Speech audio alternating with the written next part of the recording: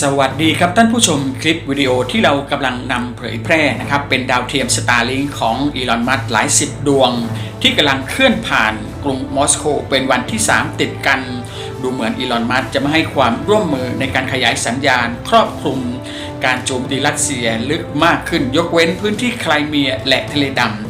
เซเลนสกี้ร้องขอการอนุญาตขยายพื้นที่สัญญาณเพื่อโจมตีฐานยิงขีปนาวุธแนวหลังที่รัสเซียใช้โจมตียูเครนอย่างหนักทั้งอิสคันเดอร์เอ็มเซอร์คอนเคน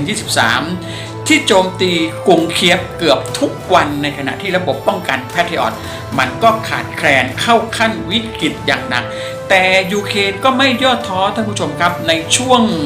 สัปดาห์ที่ผ่านมาการโจมตีหลายสิบครั้งนี่นะครับมันไปทำลายระบบป้องกันภัยอากาศสถานีเรดาร์และเครื่องบินของรัสเซียในตอนใต้ลึกมากขึ้นท่านผู้ชมครับการโจมตีนะครับต่อระบบป้องกันภัยอากาศและเรดาร์นี่แหละครับมันทำลายสร้างความเสียหายมากกว่า250ระบบรวมถึงระบบป้องกันภัยอากาศสมัยใหม่เครื่องรบกวนสัญญาณและเรดาร์ส่วนใหญ่ของเรดาร์เหล่านี้มันเป็นแบบคงที่ในไครเมียที่ถูกโจมตีพร้อมทั้งระบบป้องกันภัยอากาศหลายสิบระบบในพื้นที่ยูเครนที่รัสเซียยึดครองรวมถึงทางด้านภาคใต้และทางตะวันออกโดยการเชื่อมต่อกับ Starlink โดรน FP2 ของยูเครนซึ่งเป็นโดรนระยะกลางไม่เกิน200กิโลเมตรนี่แหละครับซึ่งเป็นโดรนหลักที่ใช้ในการโจมตีมันสามารถเข้าถึงทุกที่ดินแดนที่รัสเซียถูกยึดครองได้รวมถึงทะเลดำพื้นที่ชายฝั่งของรัสเซียแต่อย่างไรก็ตามท่านผู้ชมครับมันกำลังกลายเป็นปรากฏการณ์ครั้งแรกๆนี่แหละครับที่เราจะได้เห็นฟีดวิดีโอของการโจมตีต่อฐานทัพอากาศและระบบป้องกันภัยอากาศของรัสเซียซึ่ง Starlink นี่แหละครับไม่อนุญาตให้ใช้งานซึ่งมันดูเหมือนว่าเป็นการโจมตีที่อยู่ลึกนะครับบริเวณพื้นที่ลอสตอฟครัสโดดาแบบที่ไม่เคยเกิดขึ้นมาก่อนมีคลิปวิดีโอที่เรานำเผยแพร่มีโอกาสไม่กี่อย่างที่ทำให้การโจมตีเหล่านี้มันเป็นไปได้แม้ไม่ได้รับการช่วยเหลือจาก Starlink ด้วยการใช้ระบบเมิร์ดนี่แหละครับกับโดรนรีเพลเยอร์หรือว่าโดรนทวนสัญญาณนี่แหละครับเพื่อรักษาการเชื่อมต่อหรืออาจจะเป็นเทคโนโลยีใหม่นะครับการโจมตีที่แม่นยำในปัจจุบันนี่แหละครับมันจึงมุ่งเป้าไปที่ฐานวอลโลเนตลอสตอฟรวมถึงครัสโดดากายรัสเซียกำลังเผชิญกับงานยากอีกมากขึ้นท่านผู้ชมครับการทำลายเรดาร์หลายตัวที่ปกป้องชายแดนและพื้นที่ถูกยึดครองนี่แหละครับซึ่ง Starlink สามารถใช้งานได้กับรัสเซียตอนใต้สามารถเปิดช่องโหว่สำหรับการโจมตีระยะกลางมุ่งเป้าไปที่โครงสร้างพื้นฐานด้านพลังงานและอุตสาหกรรมรัสเซียตอนใต้นี่แหละครับสำหรับยูเครนนี่อาจเปิดทางในการโจมตีลึกเข้าไปโจมตีฐานยิงอิสคันเดอร์นะครับโจมตีฐานยิง S-400 ที่มันนำมาประชิดใกล้ชายแดนในพื้นที่ของนะครับยูเครนโดยเฉพาะบริเวณแคว้นไบรอันครูดนี่แหละครับรวมถึงเบลโกลอดรวมไปถึงวอลโลเนตด้วยซึ่งในการโจมตียูเครนนี่แหละครับรัสเซียก็จะใช้ฐานเหล่านี้ในการโจมตีแม้อีลอน มัสก์จะไม่ช่วยเหลือก็ตามและเหตุการณ์สำคัญสำหรับเมื่อวานนี้24สิงหาคมซึ่งถือว่าเป็นวันชาติของ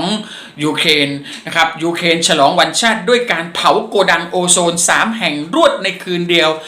รวมแล้วท่านผู้ชมครับตอนนี้โกดังของโอโซนมันถูกโจมตีถูกทำลายไปแล้ว5แห่งจากทั้งหมด25แห่งนะครับซึ่งคืนวันที่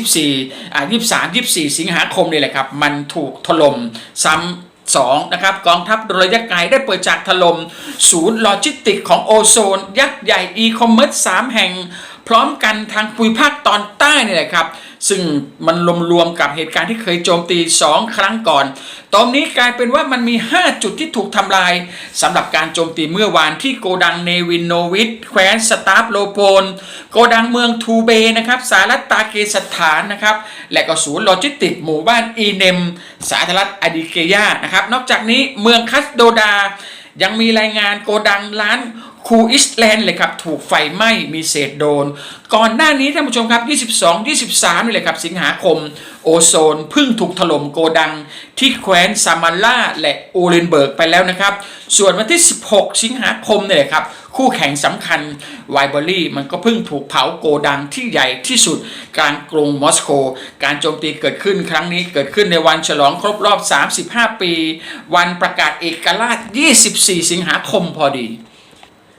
แต่เหตุการณ์ที่พีคกว่าการโจมตี3 โกดังของโอโซนก็คือการปรากฏตัว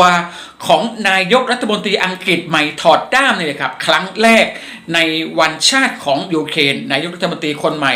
สหรัฐอาณาจักรเอนดี้เบิร์นแฮมออกมาประกาศได้บอกกับประธานาธิบดีเซเลนสกี้ว่าจะสนับสนุน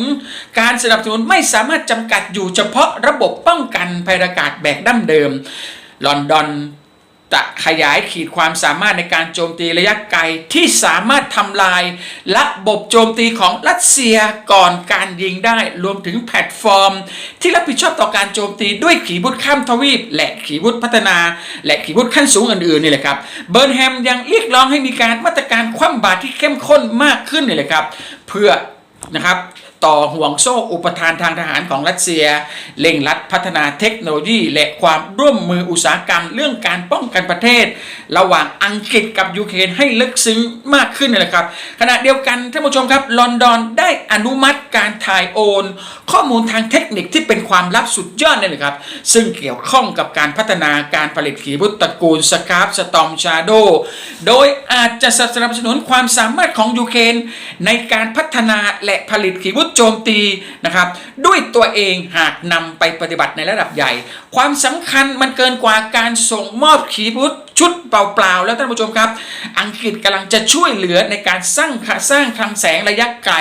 ที่เป็นอิสระมากขึ้นซึ่งสามารถโจมตีตัวยิงและโครงสร้างพื้นฐานหลังปฏิบัติการของขีปนาวุธรัสเซียแทนที่จะใช้ตัวสกัดกั้นอย่างเช่นแพทริออตนี่แหละครับที่มันขาดแคลนอย่างหนักการโจมตีโดยหยุดยั้งฐานยิงขีปนาวุธเหล่านี้นี่นะครับมันจะทำให้ไม่สามารถยิงออกมาได้มันกำลังกลายเป็นว่ายูเครนนี่แหละครับจะได้รับเทคโนโลยีการผลิตขีปนาวุธล่อนนะครับจากอังกฤษนี่แหละครับกำจัดฐานยิงอาวุธเหล่านี้ของรัสเซียอาจไม่ต้องง้ออีลอนมัสก์ก็ได้ด้วยระยะทำการขยายถึง500 กิโลเมตรนี่แหละครับหัวลบหนักถึง450 กิโลกรัมที่สำคัญระบบนำทางมันอ้างอิงภูมิประเทศนี่แหละครับมันจะสร้างอำนาจการโจมตีและทะลุทะลวงมากขึ้นจากการที่ยูเครนมีเฉพาะขีปนาวุธล่อน FP5 เท่านั้นที่มีการใช้งานในปัจจุบันอังกฤษจะนำเทคโนโลยีมาเพิ่มฝรั่งเศสจะนำความเชี่ยวชาญด้านสครับมาเติมนะครับและยูเครนจะได้รับขีดความสามารถในการผลิตขีปนาวุธในประเทศที่เป็นไปได้ปัญหาใหญ่สำหรับมอสโกอาจกำลังก่อตัวขึ้นอย่างรวดเร็วในขณะเดียวกันท่านผู้ชมครับทันทีที่ข่าวในเรื่องของการสนับสนุนเทคโนโลยีนะครับสตอมชาโดแพร่กระจายออกไปสัญญาณจากมอสโกเกิดขึ้นทันทีท่านผู้ชมครับมอสโกมีท่าทีต่อต้านอย่างรุนแรงต่อแผนการของอังกฤษในการเปิดเผยข้อมูลการผลิตขีปนาวุธล่องหนสกาฟEG สตอมชาโดสำหรับยูเครนโดยเฉพาะดะเมตรีเปสคอฟนี่แหละครับมีท่าทีต่อต้านอย่างรุนแรงขณะเดียวกันรัฐมนตรีต่างประเทศรัสเซียลาฟลอฟเนี่ยเลยครับก็ตั้งคำถามถึงบทบาทของนาโตในการขยายความขัดแย้งในยูเครนโดยการหยิบยกประเด็นมาตรา5นี่แหละครับของสนธิสัญญาวอชิงตันมาตรา5ที่ลาฟลอฟนำมาเปรียบเทียบก็คือยุโรปตอนนี้กำลังใช้มาตรา5นี่แหละครับในการป้องกันหรือว่าการใช้มาตรา5ในการตอบโต้ปฏิบัติการที่เกิดขึ้นจากรัสเซียมันกำลังกลายเป็นสัญญาณล่าสุดที่บ่งบอกถึงการต่อต้านอังกฤษนี่แหละครับในความร่วมมือครั้งล่าสุดก่อนหน้านี้ท่านผู้ชมครับทั้งอังกฤษและรัสเซียมันก็เริ่มมีการปะทะกันทางสื่อเพิ่มมากขึ้นเรื่อยๆท่านผู้ชมครับดูเหมือนว่าการมาของผู้นำอังกฤษคนใหม่ไม่พูดมากไม่ปั่นป่วนแต่สนับสนุนยูเครนจริงท่านผู้ชมครับรวมถึงการที่อังกฤษนี่แหละครับเป็นชาติเดียวในยุโรปนี่แหละครับที่มีกำลังทางเรือจำนวนมากและมันกลายเป็นอำนาจสำคัญที่ความเคลื่อนไหวไม่จำเป็นต้องเสียงดังท่านผู้ชมครับโดยเฉพาะกองเรือบรรทุกเครื่องบินของอังกฤษที่มีเรือบรรทุกเครื่องบิน2 ลำมันกลายเป็นฝันร้ายสำหรับมอสโกที่เรือบรรทุกเครื่องบินตอนนี้มันไม่มีอีกแล้วเรือบรรทุกเครื่องบินรุ่นควีนอลิซาเบธขนาด 65,000 ตัน2 ลำ ของสหรัฐอาณาจักรนั่นก็คือ HMS Queen Elizabeth นี่แหละครับและ HMS Prince of Wales ถือเป็นหนึ่งในขีดความสามารถด้านเรือของเรือบรรทุกเครื่องบินที่ทรงพลังที่สุดในยุโรปนี่แหละครับโดยเฉพาะการรวมตัวกันกับโครงการเครื่องบินล่องหน F-35 เรือบรรทุกเครื่องบินแต่ละลำสามารถครองรับเครื่องบินได้ถึง72ลำ F-35B สูงสุดนะครับไลติงได้สูงสุดอีก36ลำในโครงสร้างสุดแข็งแกร่งเลยครับทางเส้นดีนั่นหมายความว่า2ลำสามารถรองรับเครื่องบินได้ถึง144ลำและ F-35B รวมถึง72ลำนี่แหละครับแม้ว่ากองบินปฏิบัติการจริงจะมีขนาดเล็กกว่ามากตามปกตินะครับแต่ดาดฟ้าขนาดมหาศาลระบบเรดาร์ระบบต่อสู้ขั้นสูงเครื่องบินล่องหน F-35B นี่แหละครับ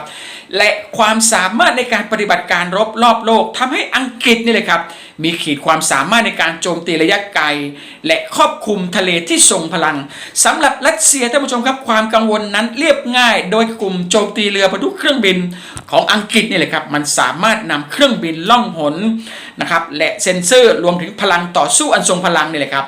ในระยะไกลมาประจำการใกล้จุดเสี่ยงขัดแย้งที่ห่างไกลจากสหรัฐอาณาจักรแต่มันจะเข้าใกล้มอสโกกลายเป็นพลังอำนาจที่รัสเซียก้าวข้ามไม่ได้ง่ายๆท่านผู้ชมครับขณะเดียวกันการขยับของอังกฤษและชาติยุโรปนี่แหละครับมันก็เป็นการส่งสัญญาณบ่งบอกเลยนะครับว่าตอนนี้